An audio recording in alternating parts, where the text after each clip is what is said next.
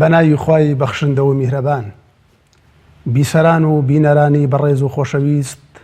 لە هەر شوێنێکن سەلام و ڕەحمەت و میهرەبانی خوای پەروەردگارتان لێبێت. خۆشحاڵین جارێکی تریش لە ئەڵقەیەکی نوێی بەرنامەی زانستی میرات بە خزمەتتان گەشتینەوە بە ئومێدی ئەوەی بتوانین لەم چەند ئەڵقەی ئەم بەرنامەدا برایان و خوشکانمان لە هەر شوێنێکن شارەزایان کەین بە شێوازێک هیچ نەبێت زانستێکی کەمیان پێبین لەم زانستە پڕبایەخەی کە خوای پەروەردگار بۆ خۆی باسی کردووە. لە بەرنامەی ڕابردوودا باسێکی زۆر گرنگمان و ڕوژان کە ئەویش باسی ئەو گومانانە بوو لەسەر میراتی ئافرەت کە ئایا هەموو کات ئافرەت نیوەی پیا و میراتەبات یاخود بە پێچەوانەوە هەموو کاتێک نییە بەڵکو لە چەند حاڵەتێکی تایبەتایە. مامۆستای بەڕێز و خۆشەویست لە بەرنامەی ڕابردوودا زۆر بە دوور و درێژی و زۆر بە جوانی تیشکی خستە سەر ئەو گومانانە وەڵامی ئەو گومانانەی دایەوە. لە بەرنامەی ئەمڕۆژدا بە پشتیوانی خوای پەروەردگار هەر لە بابەتی میرات داین و هەر باس و خواسی میراتەکەین بەردەوام بین لە خزمەتتانە. دیارە بەرنامەکەمان ڕاستە و خۆیە. ئێوەی بەڕێز و خۆشەویست لە هەر کوێ هەن ئەتوانن بەو ژمارە تەلەفۆنانەی کە لەسەر شاشەکەی بین و دەرەکەوێت پەیوەندی بە بەرنامەکەەوە بگرن و هەر پرسیارێکتان هەبێت لە مامۆستای بەڕێزی بکەن بە ئومێدی خوای پەروەردگار وەڵامتانەداتەوە. دیارە بابەتی میرات بابەتێکە پەیوەندی بە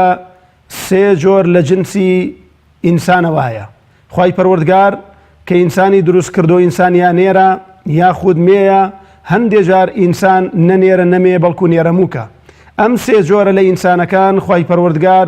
زۆر بەڕوونی لە قورئاندا باسی میراتەکەیانی کردووە و چۆن میرات ئەگرن. بە پشتیوانی خوای تەعالا لە بەرنامەی ئەمڕۆدا ئەچینە سەر باسی ئەو پیاوانەی کە میراتگرن لە شەریعەتی پیرۆزی ئیسلامدا و ئەو ئافرەتانەی کە میراتە بن. لە بەرنامەیەکی تایبەتیشدا لە خزمەتتانە بە دوور و درێژی لە خزمەت مامۆستادا باسی میراتی نێرەمووکەکەین ئینشاءڵڵا. بە ناوی خۆم و بە ناوی ئێوەی بەڕێز و خۆشەویستەوە دووبارە بە خێراتنی مامۆستایی بەڕێز و خۆشەویستەکەین. مامۆستای گیانی خوا بەخێر بین. سوپاس بۆ ئامادەبوونت مامۆستای بەڕێز. دیارە ئێمە وەکو لە پێشەکێکەدا ئاماژەم پێکرد لە بەرنامەی ڕابردوودا خوای تەعالا جەزات باتەوە باسێکی زۆر گرنگمان وروژاند و وەڵامت دایەوە جەنابەت. پێم خۆشە لە بەرنامەی ئەمڕۆدا بچینە سەر ئەو بابەتەی کە ڕاستە و خۆ پەیوەندی بە تاک-تاکی ئینسانەکانەوە هەیە لە بابەتی عەمەلیدایە، واتە بابەتی نەزەری نییە. ئەویش ئەو پیاوانەی کە لە قورئان و لە حەدیثدا باس کراون کە میراتە بن کە لە کتێبەکاندا بە ئەلواریثون من الرجال باس کراوە. ئەگەر جەنابەت بە شێوازێکی مبەسەط و ئاسان بۆ برایان و خوشکانی ڕوونکەیتەوە زۆر سپاس دەکەین. خوای گەورە پاداشی جەنابەت و باقی برایم داتۆ مامۆستای بەڕێز. الحمد لله والصلاة والسلام على خير خلق الله محمد وعلى آله ومن والاه أما بعد. سەبارەت بۆی کە میرات لە پیاوانە کێ میراتگرە ولا ئافرەتانە کێ میراتگرە ئەبوو عەبدوڵڵا وەکو لە نەظمی ڕەحەبیە هاتووە زۆر جوان کورتی کردوتەوە. دواتر ڕۆمە سەر تەفسیلەکەی کە فەرمێ والوارثون من الرجال 10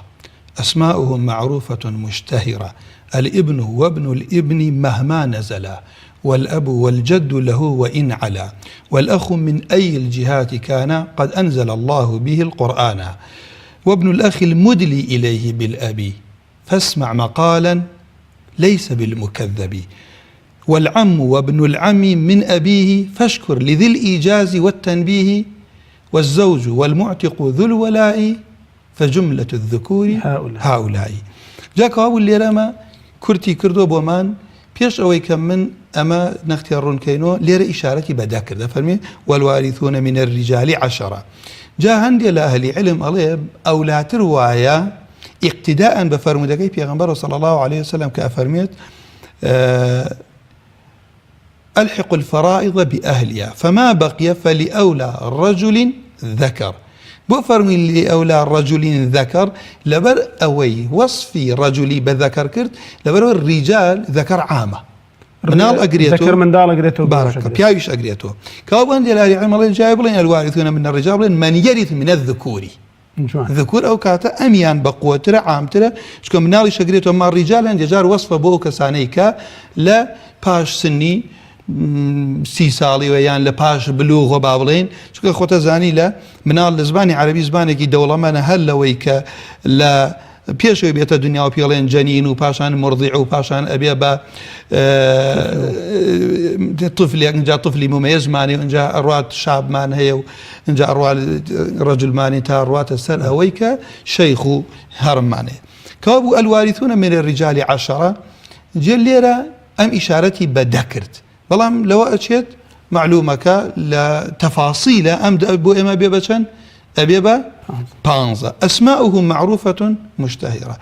خەڵکی ئەو پرسیارە ئەکات جاری وایە ئەڵێ باشە ئەو ناوانە بچن ناوێکە زەیدە عەمرە محەممەدە عەبدوڵڵایە کەوا شوهرەتی هەموو کەسەی زانێ ئەو ناوانەی کە لای ئەهلی علم بە مەواریث هەموو ئەو کەسی علمی مەواریثی خوێندبێ هەمووی ئەو ناوانە لەلایە ڕوونە وەکو چی هەر کەس کە کوڕ بێت کە باوکی کە ئەمرێت ئەولادی هەیە بەم ناوی هەرچی بێ لەسەر عەرزە ئەڵێ ئیبن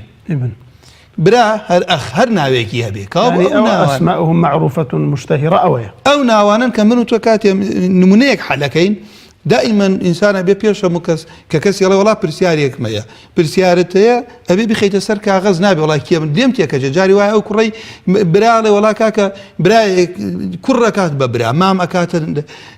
برازە لی تێکەچێلێ بەڵام کە تۆتت ماتە ڕەجولون عن پیاوێک مردووە کێی لێ بەجێ ماوە خێزانی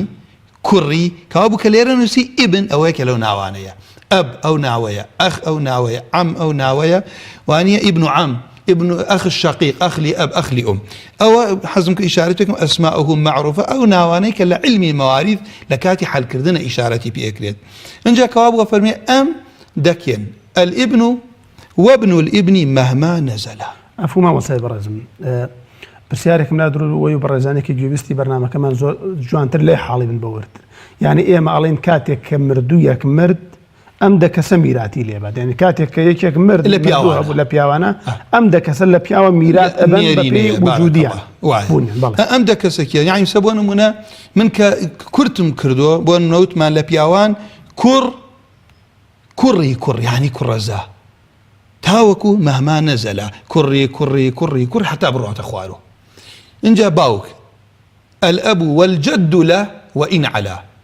باوک نەبوو باپیرەی باپیر نەبوو باپیرە گەورە ئەی بە ئاوە ئەڕات تاوەکو وئین عەلا کاو بۆ مەبوو بە چەندێ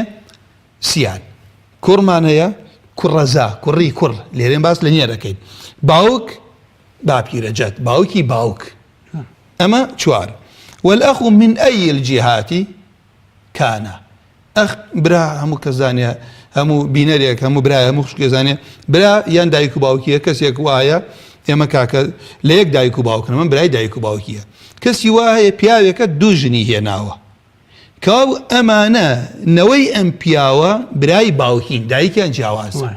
نە ئافرەتێ هەیە دوو شووی کردووە لەم دوو پیاوە مناڵی هەیە مناڵی ئەم ئافرەتە برای چین برای دایکین خوالت ڕازی بێ کاو بوو ئێمە لەگەر لێرە لە دێڕە شعرەکە تەماشاکەین کەلیمەی ئەخی بەتەنا هێناوە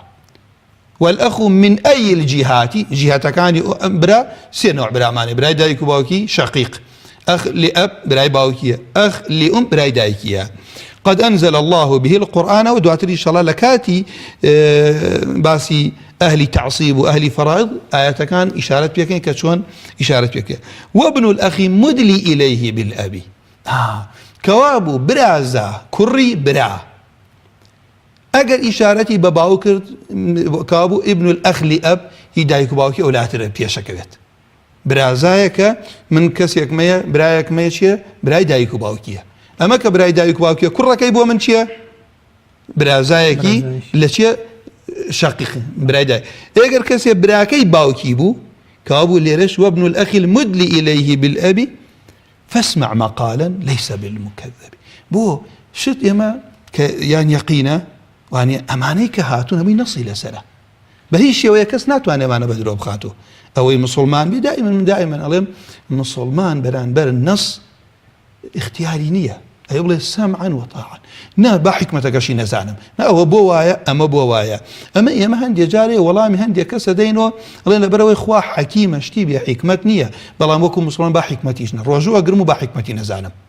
بەیانیان قورە دوور کات نوێژ دەکەم با حکمەتی نازانم نیوەڕان چوارە بەڵام ئیشی خوا بێ حکمت نییە من تەسلیمی ئەبم بەڵام بۆ کەسانێک کە زیاتر بەڵکم دڵیان دامەزێت بزانن ئەم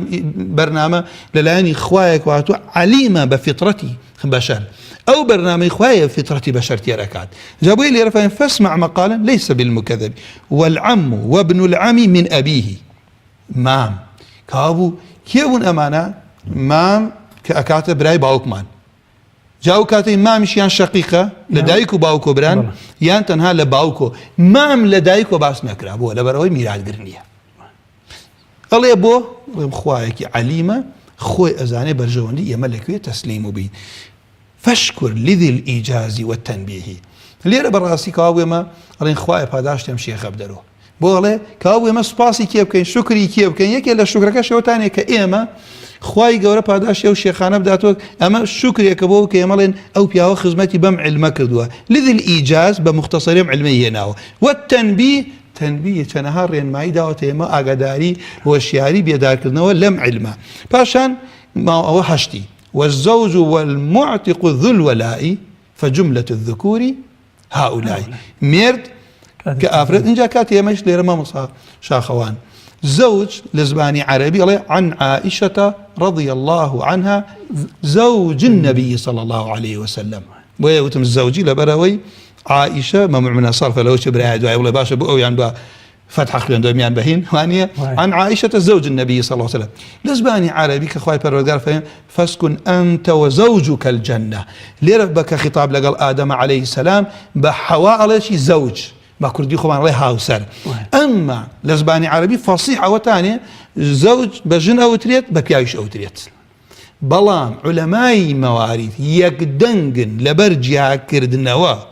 لبرجع كردنوا مات الرجلون لأخوارون عن زوجه أما بو لعلم مواريث أما ينداني أوه يقدنقن أجينا لفصيح زباني عربي قرآن والسنة زوج بو جنو بو بياوه كابو فرميه والزوج والمعتق الزوج هو ديارة آفرته كامرين ميردكي ميرادقري أو آفرته معتقش أو سيديك عبدك أعزادكات دوهي أو عبدك ميرادقري خوي نبي كري نبو جني نبو أو كاتا باركي لبر أم بياوه شاكي أم بياوه بوي كأعزادي كردوه أقرته بو أم سيدة لحالتك ميرادقري خوي نبي فجملة الذكور هؤلاء أما دمان خوێندۆ لێرە بەڵام تەفسیلەکە ئەبێ بەچەند ئەبێ بە 15 گەر ئەو برایانەوە نەعەزیەت بکێشن لەبەرەوەی 15کە ڕوون بێتەوە لەسەر شاشەکە من ئەوە نەعەزیەت بکێشن کە خوالیان ڕە ئەوە چەندێک ئێستا مەیت ئەو کەسێک مەیت کەسێک مردووە یا ئەلمەیت ئەم کەسێک کە مردووە چییە تەماشاکەین لە ئێمە لە ئیبن دەسمان پێ کرد کە فەرعە الئبن ابن الابن مهما نزل الرؤية سرسي هم وشوارم الأب والجد وإن على أو أبو بشوار وايا براي دايكو باوكي الأخ الشقيق بينجم براي دايكو باوكي الأخ لأب براي باوكي الأخ لأم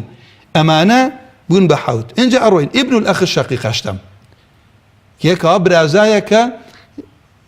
أو براي دايكو باوكي بو ابن الأخ لأب نو العم الشقيق دا العم لأبو بشن يانزا ابن العم الشقيق ابن العم لأب باشان أما چن بو سيانزا بو الزوج شوارده المعتق بانزا أمانة كين أمانة الوارثون من الرجال 10 كابو أما الوارثون من الرجال لن الشعرك أخي بيقدانا هنا من أي الجهات تفاصيل جيبوبا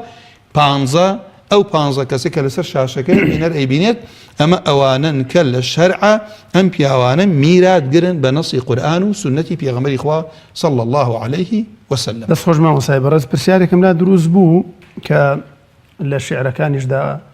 باسي من دالي كرد بله وإن نزل وباسي باو بابيدي كرد وإن على لبابتي ميرادا زور جار وشي أصل فرع بكارديه الله أصلي مردوكيا أو فرعي مردوكيا پێم خۆشە جەنابەت ڕوونی کەی تۆ کاتێک لە میراتە ئەوتری ئەسڵ و فەرع مەبەستی پێت چییە؟ خۆت ڕازی بێت یاخۆ دەوتری حەواشی. حەواش ئێمە مامۆستا من دایما ئەڵێم ئەم عیلمە مجارەتمانە نەک ئێمە بۆ خەڵک ئاسانیکەین. ئەم عیلمە کە ئەساسەکەی لە قورئان و هاتووە فەریضەة من الله یان ئاەتی پاشان فەرمێ وەصیەة من الله. قورئانیش خوا فەرمێ وەلەقەد یەسەرنا القورئان للذکر فهل من مدەکر. قورئان خوا ئاسانی کردو بەڵام کەسێک خۆڵی خۆی بۆ هەڵماڵە بڕاتە مەیدانەکە هاتووە بۆی بەشەر لی تێبگات. کەوابوو لێرە ئەم عیلمە کورت هەڵهاتووە لە هەر عائیلەیەک دایک و باوک پیانەوتری ئەسڵ ئەوان ئەسڵ کە مناڵیان هەبێ کوڕ و کچ فەرعن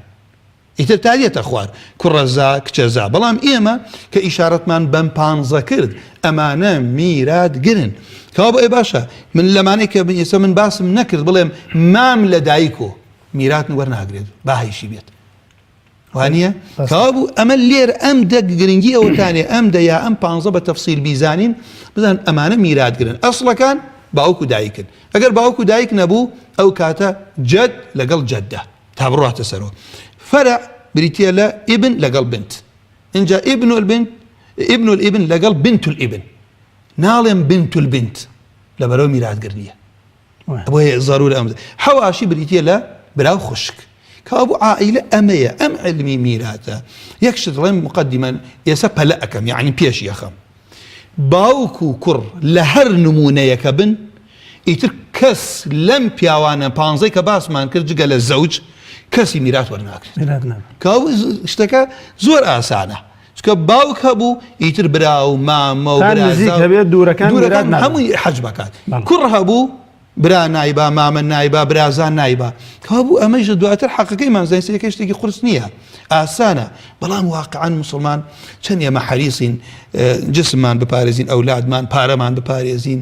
یعنی باوەڕت بێ ئەو هەموو هەوڵەی بۆ دنیایەکی فانی ئەدرێ کە ئەبرادێ شەو ڕۆژ قوتابیەکی شەش من دەستخۆشی لە یەکەم ئەو هەموو کتێبە لەبەرەکە لەبەرەوەی ئەبێ ئینسانی مسلمان لە هەر شوێنێ بۆ ئیشی بە جوانی بکە. بەڵام باوەڕتە بێ ڕبی ئەوە بۆ دین خۆبانی لاکەین لەو قورئان و حەدیسە تەواو شارەزابین. دەستخۆشمە وەسای بەڕێز و خۆشەویست دیارە بە شێوازێکی تەفاسیل و جوان باسی ئەو پیاوانت کرد کە میراتە بن کە جەنابەت فەرموود بە کورتی دەن و بە تەفاسیلەوە ئەکاتە پانزە. دیارە ئێمە لەم بەرنامەدا مامۆستای بەڕێز کە جەنابەت خواجەزا و باتۆ ئامادا بیت ئێمە لەم بەرنامەدا بەڕاستی ناتوانین ئەم عیلم و زانستە بەو شێوازە بگەێنین کە لە کتێبەکاندایە. بەڵام ئەتوانین ئەو بەڕێزانی کە دانیشن بە دیار بەرنامەکەوە زانستێک وەرگن کە هیچ نەبێ داوای حەقی خۆیان بکەن ئەو بەڕێزانی کە حەقیان خوراوە حەقیان ئادرێتیان ئەو بەڕێزانی کە حەقی خەڵکیان لایە ئەتوانن لە ڕێگەیان بەرنامەوە گوێبیستی بن بزانن چەندە تاوانە زەوتکردنی ماڵی خەڵک. ئێمە زیاتر هەدەفمان ئەوەندەی ئەوەیە خەڵک وشیار بێتەوە لەم بابەتەیە ئەوەندە هەدەفمان ئەوە نیە هەموو خەڵک بێتە مامۆستا لێر و عالم لەم بەرنامەدا زیاتر مەبەستمان ئەوەی بۆیە ئەچینە سەر بابەتی ئافرەتان. بەڵام پێش قسەیەکی جوانت کرد چەند حەریسە خەڵک داوای حەقی خۆی بکات مسلمان ئەبێ ئەوەنەش سوور بێت نێڵێ حەقی لە لابی حەق بگەڕێنێت. جوانە بارەکەڵڵا بک خەزا باتۆ ئافرەتان لە میراتدا کاتێک کە باسی پیاوانەکرێت لە کتێبەکانی شەرعدا یەکسەر دوایەوە دێتە سەر میراتگرانی ئافرەت. پێم خۆشە جەنابەت هەر بەو شێوازە مبەسەتەی کە باسی پیاوانت کرد ئەوە باسی ئافرەتانیش بکەی ئەو ئافرەتانی کە میراتە بن ژمارەیان چەندە و چۆنن. خۆی گەورە پاداشت هەر بە هەمان شتێمە بە شعرەکە کورتیەکەین و دواتر ئینشاءڵڵا تەفسیلەکەی باسەکەین کە شێخە فەرمێت ئەبو عەبدوڵڵا فەرمی والوارثات من النساء سبع حوت لم يعطي أنثى غيرهن الشرع. وارثات لآفرت مينة حوت الشرع جقل لمانة كسي نجرى بميرات قالوا ميراتي بينا داون بنت وبنت ابن وأم مشفقة وزوجة وجدة ومعتقة. كابو كتش نايقت وبنت بنت ميرات قرنية وبنت ابن كرزايا كتشي مردوك خوي هات اخوارو كتشي كتش ميرات قرنية لشرع صاحب فرضنية انجا كتشي كر بو من تسليمي امري خواي پروردگار خواي گورا واي دانياوا عدليشه كما لهم لديني اسلامه عدل هاتووە. بەڵام جاری وایە بەرنامەی پێشوش باسمان کرد هەندێک جار هەیە کە تۆ بە یەکسانی ئەڕوانیتە دوو کەس وەزیفەیان قورسترە ئەمە زوڵمت کردووە زوڵمت کردە لەوەی کە ئەرکی زۆرترە. کابوو بنت وبنت ابن وأم مشفقة. بولي أم مشفقة لبرو دايكي ككرب للشيري بيداوا نايكوي يا دايكي لداينغا بخيوي أكات. عفوا ما صابرس عندك ما نقول يا قد شا زمان بي كاك أحمد بالله فرمو كاك أحمد. السلام عليكم بالله فرمو كاك أحمد. السلام عليكم. عليكم السلام ورحمة الله وبركاته. بس أجر أعطيك بمري يكفر لفاز به. بله. لا تباب شيء أجر أعطيك أمر خايته بمري. بله. التنهاية يجمد عليها بيت. يكفرها بيت. يكفرها بيت بله. ميرديشي مع به. ميردكي مع به. ميردكي مع به. بله. بعد شيء مع بل. باوشي ميردكي مع به. بله داك بعد عفرتك مع به عفرتك مردوا. بله بله. هاي ميلاتي جزيرة بس بقرة بتنيان. ميلاتي كاك أحمد. بله عفرتك كم بردوا زيرو شيء لفاز بناوا. بله بله. هاي ميلاتي جديدة قرة بتنها يعني كسفار كشي. تواو دەست خۆش بێرە و پرسیارەتە بوو بەڵێ جزاک الله خوا بیەوەیت کاک ئەحمەد سپاس بۆ پەیوەندیەکەت سپاس دەکەین کاک ئەحمەد عفو فەرموو مۆسای بەڕێز هاتینە سەرەوە پرسیارەی جەنابەتکە سەبارەت بەو ئافرەتانەی کە میراگن والوارثات من النساء سبع لم يعطي أنثى غيرهن الشرع بنت وبنت ابن وأم مشفقة ولا بروي دایکە کەسێکی بەخێو کردبێت ئەو دایکە نەبێکە چیسە دایکی شیری نایکەوێت وایە اینجا ئەفەرمی وزوجة وجدة ومعتقة پاشان والأخت من أي الجهات كانت فهذه عدتهن بانت كابو أم حوتا كيبون بابلين دايك دافيرة لقل جدة بنت کچی کوڕ ئەمە چوار وایە خوشکی دایک و باوکی خوشکی باوکی خوشکی دایکی لەگەڵ زەوجە لەگەڵ معتیقە ئەمە حەوت ئەمما ئەگەر بێنەوە تەفاسیلەکە کە زەحمە نەبی خە لەسەر شاشە و برا بەڕێزانە بۆمان و ئینشاءڵڵا جوابی ئەو برایش دێنەوە کە ئەمە ئەلوارثات من النساء مامۆستاگەر جوابی ئەو پەیوەندیانە بینەوە دوای دێنە سەری با لەسەر شاشن لەسەر خەت نەوەستن ئەو بەڕێزانە بارك الله بەڵێ کێمان لەگەڵایە باوکی کاک ئەیاد بەڵێ فەرموو السلام عليكم. عليكم السلام ورحمة الله وبركاته. باش ما مستقبل. خو عفتان كمان وصل. يا أخوة بيوي بباوكي آيات. يا أخو باش ساعات ساكن. سباس تكين. يا أخو. سؤالكم أقول لها برك التوري أو إذا بس لو التوري أو إذا على سر أو زراعية عارض زراعي بكري يعني عندك دنيا علامة عندك دنيا علامة كاك باوكي آيات برسياركت عفوا صوت زور واضح نية بس كاي حمودا برسياركت لسر زبي زراعي بو باوكي آيات بري بس زي زراعي بري بالله جا برسياركت اگر بكورتي لخدمتين فرمو اما قوتم عارضة زراعي قولة بكرم او ذا بشي كشكو كان هم البداية عرامة عرالة او لا بالله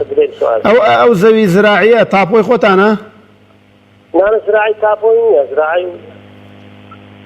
دەست خۆش بێ باوکی ئەیاد پرسیارەکەت گەشت سپاس بۆ پەیوەندیەکەت سپاس دەکەم کاک شەماڵ بەڵێ فەرموو السلام عليكم ماشي عليكم السلام كاك شمال خواص سلامتك برد سپاس لكم يوي بيا ربي مامۆستا گیان فەرموو لە بەرنامەکانی پێشەوە مامۆستا لێر ئیشارەتی کرد بۆ وارثی کەسوکاری ئەنفال بەڵێ ئەو موچەی کە ئەدرێ تەبەن هەوێتە بەناو شەخصێکەوەیە بەڵام لە ڕووی یاساییەوە قانونەکە لە وەزارەتەکە ئەڵێ دابەشە کرێ ئایا لە ڕووی شەرعیەوە چۆنە پرسیارە مەسەلەیە هەرەو پرسیارەتە بوو بەڵێ وڵا پرسیاری کێشمانە بووە لە ڕووی قوماشەوە ئایا مەسەلەی قوماش بە قوماش گۆڕینەوە هەندێک جار ئافرەتان دێن باقی پارەمانە دێنە باقی پارەیان نێسنە 2000 تا 3000 ئایا ناکرێتە دابێڕیداوە کاک شەماڵ دەست خۆش بێ ئەخوا ئەگەر قوماشەکە بوو بە میرات ئێمە قسەی لێکەین بەڵام بوو بە گۆڕینەوە باسەکەی ئێمە نییە جوابیش دەدەین باش نین ئینشاڵڵا جوابیش دەدەین ئینشاڵڵا بس ئێمە باسی میراتەکەی ئینشەڵڵا ئەگەر بوو بە میراتەوە بۆتان تەوزیعەکە مامۆستا کێمان لەگەڵایە خوشکە هەنی بەڵە فەرموو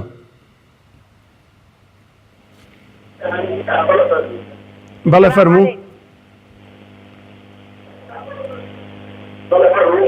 السلام عليكم. عليكي سلام خوشکە بەڕێزەکەم بەڵام تەلەڤیزۆنەکە کسکەی ئێمە مەمنون تەبین سوپاس دەکەین لە تەلەفۆنەکەەوەی گوێمان لێ بگرە سوپاس دەکەین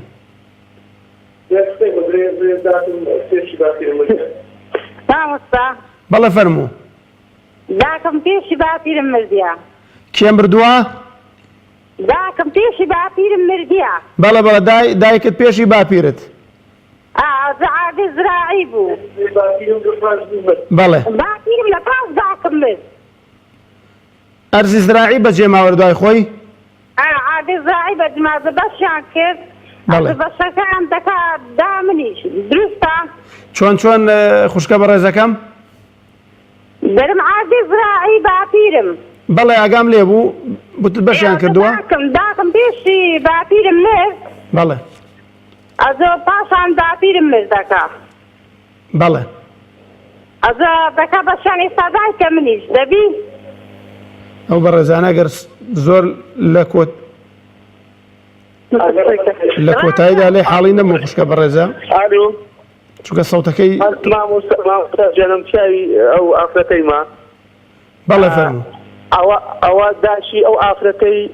پێشی بابی مرد یعنی پێشی بابی داچی و ئافرەتەی وەفاتی کرد بەڵێ دایکی ئافرەتەکە پێش باپیری مردووە و ئەرزی زراعیان هەبوو بەشیان کردووە بابی وەفاتی کرد بەس بابی وەسیەتی کردبوو کە بەشی بدەنا کچەکەی خۆی دوایە کە باپیری وەفاتی کرد ئەوسان عادی زراعی هەبوو خارەکانی فرۆشتیان ئەو بەشی داچیان وەرگرتێ یعنی بەشی ئەو خوشکەکەیان دا کە پێشی بابیان بردبوو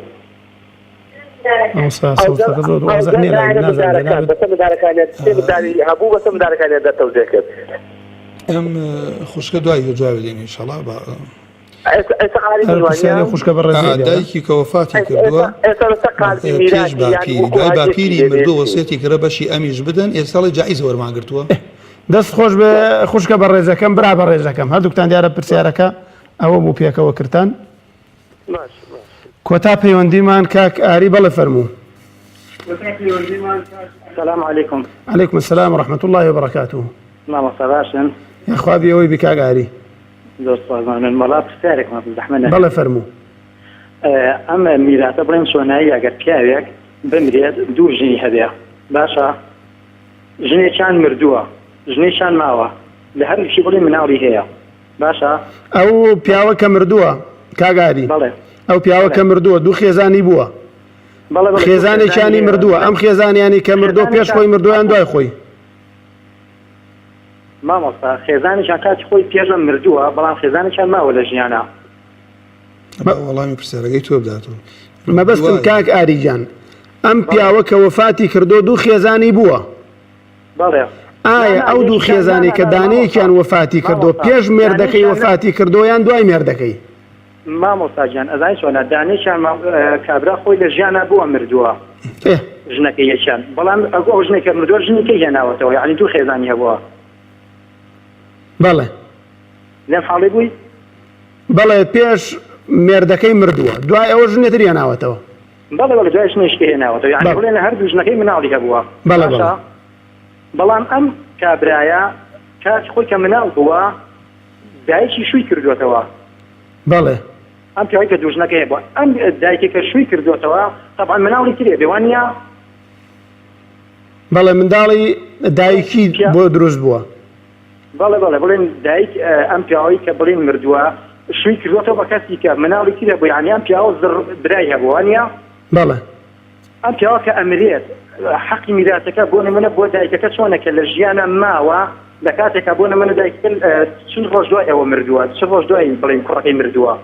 یعنی حەقی میراثی چۆن ئەکەوێت بە زڕبراکانی ئەکەوێ یان بۆ نمونە بە کوڕەکان و کچەکانی خۆی چۆن ئەکەوێت لە هەردوو ژنەکەی کە بۆ نمونە ئەوەیان کە ماوەی کە مردووە پرسیارەکەم واضحە یان ڕوونکردن پرسیارەکەت بەم شێوازە لێ حاڵی بوون کاک ئاری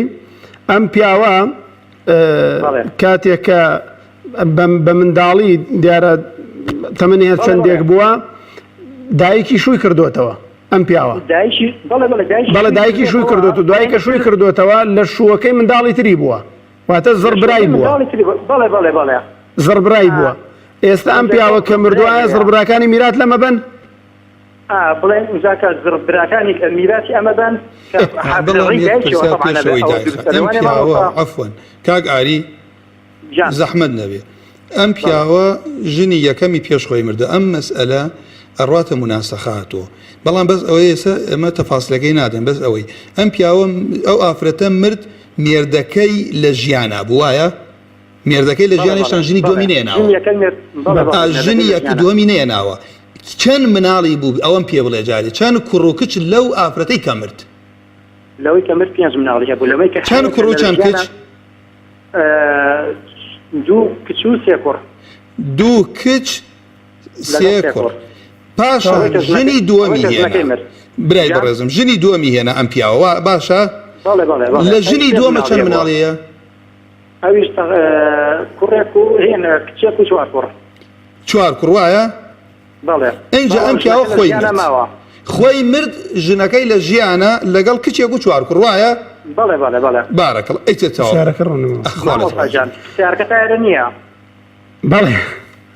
فەرموو چی ماوە پرسیارەکە کاک پرسیارەکە لێرەوە تقریبا نوێ پرسیارەکە دەستێکە ئەم پیاوەی کە ئێمە باسیەکەین دایکی شووی کردوێتەوە بەڵێ دایکی شووی کردوێتەوە کە کاتێ ئەم پیاوە خۆی مناو بووە دایکی شووی کردوێتەوە بەڵێ زڕبرای بۆ دروست بووە ئەم پیاوە ئێستا بەڵێ اینجا ئەم پیاوە کە مردووە تقریبا مانگونی دوای ئێوە چل ڕۆژ دوای ئێوە دایکشی مردووە لەم حاڵی بیستە چۆنا بەڵێ ئیتر نازانم ئەگەر تاوان بەڵێ پرسیار حاڵی بم نشوار وا نووسیمەتەوە ئەم پیاوە ئەم زڕبرایانەی هەیە ئەم زڕبرایانەی هەیە بە کورتی ئایا ئەم زڕبرایانە میرات لەم پیاوە بن کە مردویان نا بەڵێ لەو زەویانی کە عەرزی ئەمیرین و ئەمان بەکارێنن زراعی بەڵێن زیاتر ئەوانیان عەرزی حکومی کە بەدەستی ئەمەوە بووە بەڵێ ئینشاءڵڵا بەڵام تۆ دەینەوە کاگاری سوپاس دەکەین واضح بووە بەڵێ واضح ئینشاءڵڵا سپاس بۆ کاگاری سپاس بۆ بەڕێزانەی کە پەیوەندیان کرد دیارە ئێمە داوای لێبوردن لەو برا خوشکاناکەین کە لەسەر خەتن پەیوەندەکانیان وەرنەگردەوە بەڕاستی ئێمانوێ فریای بەرنامەکە بکەین و وان بەڕێزانش کە پرسیاریان کردو بتوانین وەڵامیان بینەوە بۆیە زیاتر پەیوەندیمان وەرەگرن مامۆستای بەڕێز و خۆشەویست فەرموو بەڵام پێشەوەی جەناب بچتە سەر بابەتەکە من دوو پرسیارم لا دروست بوو لە ئەسنای ئەو قسانەیە کە جەنابت فەرمووت پرسیاری یەکەمم دەربارەی بابەتی لە پیاوانە فەرمووت هەر کاتێکە کوڕ و باوک هەبێ ئەوە غەیری ئەوان حەج بکە ئایا لە ئافرەتانیشە ئەمە هەر واریدە ئەوان بۆچی لە ئافرەتانە بۆ ئومی قەریب دایکە بوو جەدە نایبات ئەوە لە حەج بە ئینشاڵڵا بە درێژی ئەی خوێنین بۆ نمونە دوو کچ هەبوو کچی کوڕ نایب ئەگەر یەک کچ هەبوو کچی کوڕێکیشە بوو تەکمیلەکەی با دواتر بە تەفسیل باسیەکەی ئەگەر دوو کچە بوون دوو لەسەر سێ ئەبن بۆ کچی کوڕ نامێنێتەوە جوان مامۆستا و قاعدەیەکە ئەڵێ لا يرث الأبعد مع وجود الأقرب قاعدەیەکی وا هەیە ئەوە بەردەوام کاری پێکرێت لە میرادا لا چییە لە عەسەبە دواتر باسێکین صاحبی فەرقی عەسەبەکیە کاتە نزیکترین عەسەبە فما بقي فلأولى رجل ذكر نزیکترین کەس لە مردووی سە کوڕە کەوا بوو ئەگەر کوڕ هەبوو بۆ نمونە لە هەر نمونەیەکە کوڕی تیا بوو کوڕی مردووەکە براکانی نایبن مامەکانی خۆی یعنی برای باوکی برازاکان نایبن کەوا بوو تا بڕوا خزمە دوورەکان نامێنێ ئەم کوڕە باقی ماڵە بە دوای میراتگرەکان ما تقریبا با پێشەوەی وەڵامی پرسیارەکان دێنە با ئینشاڵڵا ئەوەی واریثات تەواو بکەین کە وتمان لە واریثاتە ئێمە وەکو فەرمی والوارثات من النساء سبع لم يعطي أنثى غيرهن حوتا كينا معنا بنت وبنت ابن وأم مشفقة مسية كج كشي كرزا كر يعني كشي كشنا كشي كر كشي كي كشي كر كرزا إنجا دايك وأم المشفقة جني مردو زوجة لقل معتقة كي خشكيش خوشکی دایک و باوکی خوشکی باوکی خوشکی دایک ئەمە حوتەکە ئەمە ئەبێ بەدە بە تەفسیلەکەی لەسەر شاشەکەی بین و ئەوڕێنە سەر وەڵامینەکان ئەگەر ئەو برایانەوە عەزیەت پێشن بۆمان بخەنە سەر شاشە کە الوارثات من النساء پاشان ئەمە چەنە مامۆساگیان بەڵێ. ئەگەر بۆمان ئامادە بکەن زەحمەت نەبێت إنشاءالله جناب شرحي یەکەم کاو ئێمە لە دەکە ئێمە مەیتمانێ مردووەکە کچ یەک کچی کوڕ دوو وایە بەڵێ. دایک ئەسڵە ئێ داپیرە خۆ لێ ڕازی بێ ئەو تا یەک دوو سێ ئۆم ئەنجا جەدە من قبل الأم دایکی باوک ئەمە بوو بە پێنج خوشکی دایک و باوکێ لەخت شەقیقە الأخت لأب خوشکی باوکی مردووەکە الأخت لأم ئەمە چەند مامۆساگیان هەشت پاشان دێتە سەرچی الزەوجە ژنی مردووەکە لەگەڵ المعتقە ئەگەر ئافرەتێ عەبدێکی ڕزگار کردی ئافرەتێک سەیدەیەک دەوڵەمەند عەبدێکی ڕزگار کرد بێ ئەمە بە تەفسیل ئەو دەکات کە لە ئافرەتانە ئەم دە میرات گرن کابوو غیر ئەمەی سێکەکە باشە مامۆسا ئەی پور خوشکی باوک خوشکی دایک میراتگرنی دواتر لە ئولو الأرحام باسیەکەی لەگەر خوای گەورە دەست خۆش مامۆسای بەڕێز پێشەوە بچمە سەر پەیوەندی بەڕێز و خۆشەویستانی کە پەیوەندیان کرد ئەو شعرانی جەنابەت خوێنتەوە پێم خۆش بوو بیسەران و بیرانای بەڕێز بزانن ئەو شعرانە لە شعری کێن تا گەرێکێک بێوی خوێنێتەوە بە دوایە بگەڕێت ئەم شعرانە وەکو من بارەکە الله خۆ پرسیارم پێ خۆش بوو ئێمە دائما خەڵکە لێ ڕەحەبیە الرەحبە شوێنێکە لە نزیکی دیمەشقی سووریا ئەم زانە ناوی کونیەکەی بۆ عەبدوڵڵایە خۆی ناوی محەممەدی کوڕی عەلیە لە ساڵی 577 وفاتی کردووە خوای گەورە موفەقی کردووە لە 100 و چەندێر شعری علمی ئەم علمە میراثەی کورت کردوەوە کە کورتی کردوەوە کە ئێستا گەرتووە بڕێ بۆ هەر شوێنێم ئەم شعرانت لەگەڵا بێ کاتێ باسێکێڵێ الوارثات من النساء السبع ئیتر تۆ خەشەرحەکەشت خوێندووە ئیتر لەگەڵ علمەکەی ئەڕۆی واقعاً کاتی خۆشی وتیانە علم ئەوەیە کە لە سێنگا بێ علم ئەوەیە لەگەڵ تا بێتە بەحر علم ئەوەیە لەگەڵ تا بێتە حەمام هی ئیمامی من با بڵێم بە ئەو معروفێڵەیە کاکەمەی ئیمامی ڕەحەبیە بەڵام ڕەحەبیە ناوی شارەکەیە ینی شعری ئیمامی ڕەحەبیە کە کۆی کردووە لەسەر علمی میراث جەزاک الله خێرا مامۆسای بەڕێز بچینە سەر پەیوەندی و بەڕێزانە نەکفریان نەکەوین دیارە کاک ئەحمەد یەکەم پەیوەندی بوو پرسیاری ئەوەی کە ئافرەتێک بمرێ یەک کوڕی هەبێت ئەم ئافرەتە کامرێ یەک کوڕێکی هەیە مێردی ماوە باوک و دایکیشی ماوە ئەم ئافرەتەی کە مردووە باوک و دایکیشی ماوە کێ میراتگرێتی ئەم پرسیارە ڕوونکردنەوەی دەرسی ئەمڕۆمانە ئێمە علمی میرات وێڵێم ئاسانە زەوج و زەوجە دکتۆرات هەبێ مەوسوعەبی لە علمە دوو قسە زیاتر نییە مێردی ئافرەتێکە بمرێ ئافرەتەکە بمرێ مێردەکەی تەماشاکەین لە هەموو نمونەیەک بزانم کوڕ و کچی هەیەیانەتی ئەگەر کوڕ و کچی نەبوو مێردەکەی چەنی ماڵەبات مێردی ئەم ئافرەتە نیوەی ماڵەبا ئەگەر کوڕ و کچ نەبوو یەک لەسەر دوو ئەگەر کوڕی هەبوو یا کچ مێردەکەی یەک لەسەر چوارە بات کابوو لێرە ئەم نمونە ئەمە طبعاً چەند لە علمی میراث بۆیە منەڵێم تکرار و دووبارەشی زۆر تایە یەکەم ڕۆژ علمی میراث خوێنی ئەم قسە ئەەکەم ئەگەر دوای 2 ساڵەتی ئەمە ئەم بەرنامە نمونە هێنمە بەردەوام بێ هەر ئەم قسە بخوێنەڵێ ئافرەتێک مردووە مێردەکەی بگەڕێ بزانم کوڕی هەیە کچی ئەگەر هەی بوو یەک لەسەر چوارە کابوو لێرە ئەڵێ ئەم ئافرەتەی کە مردووە مێردی لە ژیانە وایە کوڕەیەکیشی هەیە لێرە من بەم براوخەکانی خۆمەڵێ چەند بدەینە ئەم ئافرەتە ئەم پیاوە یەک لەسەر چوار بۆ لەبەرەوەی کوڕی هەیە ئەی لەبەرەوەی کوڕ لە هەر نمونەیەک هەبوو ئەمە بۆ نمونە من ئەو حالی ئەوەکەمەمێ بینەر ئیسفادە بکە کچی شێ بێرەوە نەبا کوڕ لە هەر نمونەیەکە بوو لە علمی میراث باوکی یەک لەسەر شەشی ماڵە با دایکیش یەک لەسەر شەش کوڕ و باوک لە هەر شوێنێک کۆ بووە باوکەکە بێ بە صاحب فەرض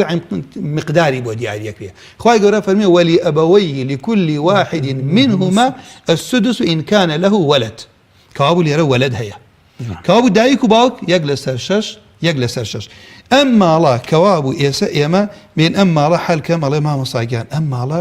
لەسەر 12 با حەلیکەی یعنی ما مڵکی ئەم پیاوەی کە مردووە یەکەمە 12 چەند بەشی بۆ ئەم ئافرەتەیە 12 چەند چواریتەیە 3 ئەدەمە ئەم ئافرەتە 12 ملیۆن ئەوە 3 ملیۆنی بۆ کێ بۆ مێردەکە زەوج یەک لەسەر شەش 2 ملیۆنی شێدەم بە کێ باوکی 2 ملیۆنی شێدەمە دایکی بوو بە چەند حەوت 5 ملیۆنی ماوە بۆ کوڕەکە بوو بە عەسەبە کابوو میراتگری ئەم ئافرەتە لەمە زیاتر نیسە هەمە عەشرەتەکەی بووی ما بێتەوە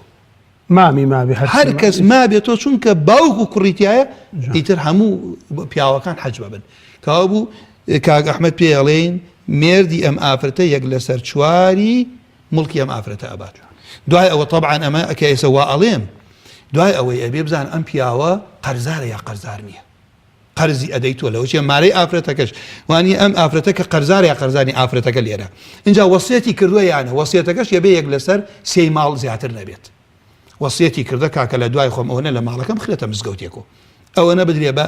یەتیم ئاوە وەسیەتەکەشی بۆ جێبەجێەکەی ئەوجا لە صافی ماڵ کە ماوە مێردەکە یەک لەسەر چوارە با باوکی یەک لەسەر شەشە با باوکی ئەم ئافرەتە دایکی ئەم ئافرەتە یەک لەسەر شەشە بات کوڕەکەی ئەوەی کە ئەمێنێت و ئەیبات دەستخۆشمە وەسای بەڕێز باوکی ئەیات پرسیارێکی کرد پرسیارەکەی بوو زەوی زراعیان هەیە ئەم زەوی زراعی دابەش کردو بەسەر خوشکەکان و براکانیدا دیارە پرسیاری شەرعیەتی ئەم کارەی کرد بەڵێ ئەمە طبعا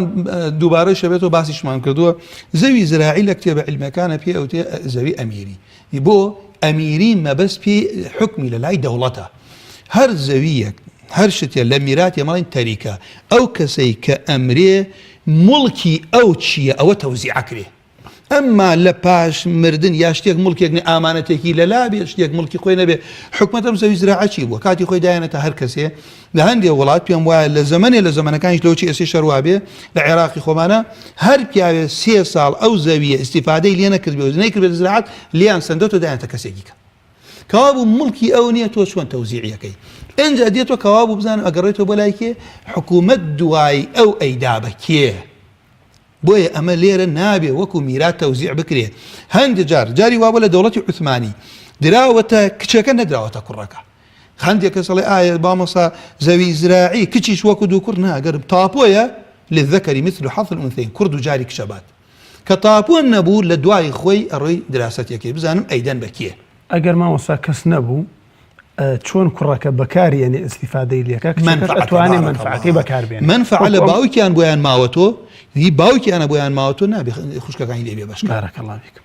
کاک شەماڵ دیارە دوو پرسیاری هەبوو پرسیاری یەکەم باسی ئەوەی کەرکە لە بەرنامەکانی ڕابردووە باسی وارشی ئەنفالتان کردو باسی معاشی شەهیدان و ئەنفالەتان کردووە باسی ئەو کرد کە لە قانونەکەدا دابەش کراوە خۆیان قانونی دوو شتمانێ لە ئەنفال عەرز دراوەتە ئەو کەسەی کە خوا بە شەهید وەریان بگرێ بە کە هەوا بە مەزلومی ڕۆشتن و خوای پەروەردگار لە بەهەشت هەومان کۆ کاتەوانش لەگەڵ کەس و کاریانە ئەوەی کە هی ئەو پیاوەیە کە ئەو کەسەی کە ڕۆشتووە ئێستا شتێکیان پێداوە ئەوە بە میرات تەوزیع ئەکرێتە سەر میراتگرەکانی لە محکەمەش ئاوا تەوزیع ئەکرێت کە یەک شتە و پیان داوە بۆ کێدایەنە بۆ میراتگری ئەو کەسێک کە ئەنفال کراوە ئەمە میراتە بەڵام معاش لە ئەو دائیرە بۆ کێی ئەدات ئەدرێ بۆ کەسە بارەکەڵڵا بیک پرسیارێکی تری کرد کە پرسیاری گۆڕینەوەی قوماش بۆ ئەو داخلی ڕیبا نابێت سیارە ولا سیارە ئەگۆڕی تۆ وانە ئەو سنفانە نیکە ڕیبایە تۆ ڕۆی کاکە سیارێکە گۆڕیتەوە مەبلەغی پارە زیاتر قوماشە گۆڕیتەوە مەبلەغی پارەی زیاتر یعنی ئەم بەڕێزە لەوە چ خۆیشی قوماش بکات دیارە توش قسەیەکت کە لەو چێ دوایی فەقیرە دڵی تەنگ بوو بێت من ئەڵێم خوای گەورە تەمەنیان لە خێرە درێژ کات نیساوتە دەگەر قوماشەکە بوو بە میرات مەبەستمەوەیە ئەمە وەسای بەڕێزە دیارە بۆی پرسیارەکەی بەڕوونی وەڵام بینەوە کاک شەماڵ لەوە چ خۆی ئیشی قوماش بکەن بەڕێزانە ئیشی قوماش بکەن ئەچنە گەڕێکێکەوە چنە کۆڵانێک کۆشتی و ئافرۆشن ئافرەتێک قوماشێکی هەیە بەدڵینێ دێ ئەی گۆرەت لەگەڵ ئەم قوماشەی ئەوانە ئەم کارە دروستیان دروست ئەم کارە دروستە وەکو باسم بۆ نمونەمێنە ئەو سنفانە کە سنفی نێسەر ئاڵتون بە ئاڵتونوانیە ئەوانەی کە لە شەرعە ئیشارەتی پێکراوە ئەوە نابێ بیگۆڕیتەوە بەڵام قوماش لەگەڵ قوماشە زیاد و کەمیشی بکە احتیاجی جایزە جەزاک الله خێرن و وەسای بەڕێز خۆشەویست خوشکە هەنیە دیارە پرسیاری ئەوەی کرد کە پرسیارێکی دوور و درێژی کرد خوشکە هەنیە ئەگەر بە غەڵەت نەچوو بێتین هەر پرسیاری زەوی زراعی بوو وتی دایکم پێش باوکم پێش باپیری مرد بەڵام باپیری وەسیەتی کردووە ئەمی لێ بێ بەش نەکە بارەکەڵڵا ئەوە پرسیارەکەی بوو بە ئێمە لەم حاڵەتەیە ئەگەر زەوێکە زراعیە ئەوە بە هەمان شیەوە ئەگەڕێیتەوە بۆ سەر ئەوەی بزانم حکوومەت دائیرەی زراعە دواتر چۆن ئەیانداتی ناگەڕێتەوە بۆ وەسیەت وەسیەت باپیر کە وەسیەتەکە بۆ کوڕەزای یا بۆ کچەزایی یا بۆ خزمێکی کە میراتگر نەبێ ئەمە لێرە پێ ئەوتێ وەسیە واژبە کە لە بابی وەسیەت بە درێژی باسیەکەین ئێمە ئەگەر وەسیەتیشی بۆ بکە وەسیەتەکەشی ئەبێ چی بێ حیسەی کێ بێت باوکی ناوێت لەوە زیاتر بێت نابێ وەسیەت یەک لەسەر سێ زیاتر بێ بەڵام بەرحاڵ ئێستا کە ئەو وەسیەتی کردووە لە منفعەتی ئەو عەرزە و عەرزە وەکو میرات تەوزیع ناکرێت لە منفعەتی داوای کردووە لە منفعەتی بێبەشی مەکەن ئێستا خۆیان بە ڕزای خۆیان بەشی ناکرد تاو کاتێ حکومت لیانەسێنێتەوە ئەوەی ئەیدەنێ با بەکاری بێنێت دەستخۆش مەمەسای بەڕێز کاکاری دیارە پرسیارەکەی چەند فەرعێکی لێبوویەوە پرسیارەکەی کاکاری باسی وەکرد پیاوێک بمرێ ئەم پیاوە لە پێش خۆی خێزانێکی مردووە خێزانێکی بۆ مردووە دوای خێزانێکی کە مردووە ئافرەتێکی تری هێناوە واتە دوژنی هەبووە ئەمە منداڵی لێ بووە بەڵام پرسیارەکەی ئەم بەڕێزە ئەوە بوو کە ئەم پیاوەی کە مردووە ئەم پیاوە بە منداڵی دایکی شووی کردوێتەوە کە بە منداڵی دایکی شووی کردوێتەوە دایکی لە مێردەکەیتری منداڵی بووە لە مێردەکەیتری منداڵی بووە واتە بۆتە منداڵی دایکی بۆتە منداڵی دایکی ئەمردوو ئەخلی ئومبارەکەڵابی ئایا لە دوای مردنی ئەم پیاوە ئەو ئەخلی ئومە میرات لە یەکتری ئەبەن یان لە یەکتری نابن خوا لێت ڕازی ئەمە مامۆساگیان من بە هێواشی نەختێک باسی یەکەم کاتی زۆر نادەمێ یەکەم کە ڕەدوتی پیاوێک دوو ژنەیەکی لە ژنەکانی پێش وەخت مردووە وایە کەوابوو ئەو ئافرەتەی کە مرد دێمە خوارەوتی چەند هینی هەبووە دوو کچی هەبووە و سێ کوڕ وایە کەوابوو کێش لە ژیانە بۆ مێردەکەیشی ئەوە لەو حاڵەتە لە پارەی ئەو ئافرەتە مێردەکەی یەک لە سەر چوار ئەبات هەر کوڕێکیش دووجاری کچێکە بن ئەمە میراتەکان وا تەوزیع ئەکرێ بزانم ئایا دایک باوکی لە ژیانە بۆیان ئەمە پرسیاری ئەو نەبوو اینجا هاتی نەخوارەوە ئەم پیاوە ژنیەکەی هێنا کە ژنی کەی هێنا ئەم پیاوە ئەنجا کچێک و چوار کوڕی هەبوو لەم ژنەی وایە ئەنجا ئەم پیاوە لە پاشان چی کرد وەفاتی کرد کە وەفاتی کرد ژنی دووەمی لە ژیانە لەگەڵ سێ کچە لە هەردوو ژنەکەی حەوت کوڕ لە هەردوو ژنەکەی برا و خوشکە دایکیەکانی کە دایکی مێردی کردووە وایە لەبەر ئەوەی کوڕی هەیە ئەم پیاوە هیچ برا و خوشکێک باوکی بێ شەقیق بێ دایکی بێ میرات وەرناکرد ئەوە مامۆستا ئەگەر جەنابەتەر ئەوە قاعیدەیە ئەگەر پیاوێک بمرێ ئەگەر پیاوێک بمرێت ئەم پیاوە ئەگەر کوڕی هەبوو ئەگەر کوڕ و کچی هەبوو مامە و پووری ئەم منداڵانە میرات لەو پیاوە نابێت ئەگەر ئەم پیاوە کوڕی هەبوو با بڵێن کوڕی هەبوو ئیتر بەعام مامە و پووری هیچی وەرناگرێت باشە بەڵام ئەگەر کچی هەبوو کچی ئەکات کچ برا حەجب ناکات کچی مردوو کوڕی مردوو برای مردوو حەج بکات کوڕی مردوو مامی مردوو یعنی بێبەشەکات حەجب بە کورتی ڕوونکەیتەوە حەجب یعنی منعەکە لەوەی میرات وەربگرێت قەدەغەیەکە لە بەرەوەی میرات وەربگرێت بەڵام کوڕ و کچ برا و خوشکی دایکی حەج بکەن بێبەشەکەن ئەگەر کچیشی هەبێت بە مطلقی کوڕ یاکە ئەم پیاوە لەبەرەوەی حەوت کوڕی هەیە برا و خوشکە دایکیەکانی میراتگری ئەمنی بارەکەڵڵا بێ حەج بکەن پرسیارێکی تری کرد دیارە کاکاری باسی زەوی ئەمیری کرد هەر ئەوەی زراعەکە بەڵێ کە جەنابەت باس دەکرێت و دیارە مشکلێکی گەورەیە هەندێک خەڵک کردوێتی بە مشکلی نە هەموو زۆری خەڵک بەکارێنن ئافرەتان و پیاوەنێن ئەو وەڵامماندایەوە بەڕاستی کە جەنابەت لە پرسیارەکەی کاک ئەحمەدا و لە پرسیاری بەڕێزێکی ترا وەڵامتدایەوە بە درێژی پێویست ناکات خاڵێت مامۆستا لێرە شتێکم بیر کەوتەوە ئەگەر کات مابێ حەزەکەم ئیشارەت پێکەم لە ڕۆژی خۆشی بە درێژی باسیەکەین من لێرە ئەمە ڕووم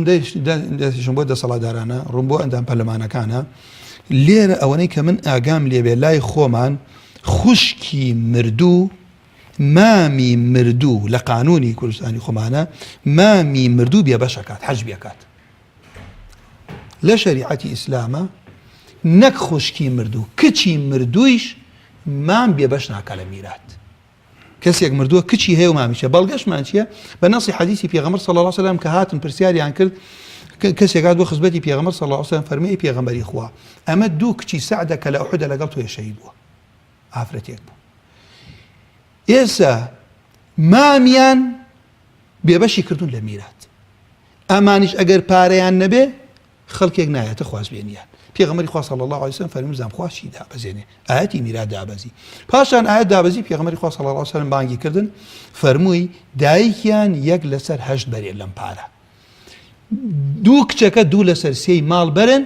باقیەکەی بۆ مامیان کەوا بوو کچ هەبوو شایەتەکە من لێرە ئەوتانێ کچی مردوو هەبوو مامیانە حیسەی بەرکەوت بوو بە عەسەبە لای ئێمە کەوا بوو ئەبێت تعدیل بکرێ هەر یاسای مخالف بە قورئان و سونەت بێ ئەبێت لێی بێدەنگن ئێمە نە ئەو خەڵکە چونکە حەق و عەدل و شەرع ئەوەیە کە خوای پەروەردگار هێناوێتی خوای گەورە پاداشتی بەڕێز مامۆستا دێرباتەوە